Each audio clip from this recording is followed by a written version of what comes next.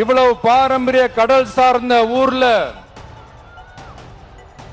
ஒரு government marine college ஒன்னு கொண்டு வரலாம். கொண்டு வந்தாங்களா? மீன் சம்பந்தமான எந்த தொழிற்சாலையும் அமைச்சாங்களா? அட்லீஸ்ட் நிறைய பேருக்கு வேலை வாய்ப்பு கிடைக்கிற மாதிரி தொழில் வளர்த்தியாவது பெருக்கலாம், அதையாவது செஞ்சாங்களா? ஆனா ஒவ்வொரு டைமும் வெளிநாட்டுக்கு டூர் போயிட்டு வர்றப்பெல்லாம் அத்தனை கோடி முதலீடு, இத்தனை கோடி முதலீடு சிஎம் அவர்கள் சிரிச்சுக்கிட்டே சொல்லுவாரு. சிஎம் சார், மனசை தொட்டு சொல்லுங்க, வெளிநாட்டு முதலீடா இல்ல வெளிநாட்டுல முதலீடா?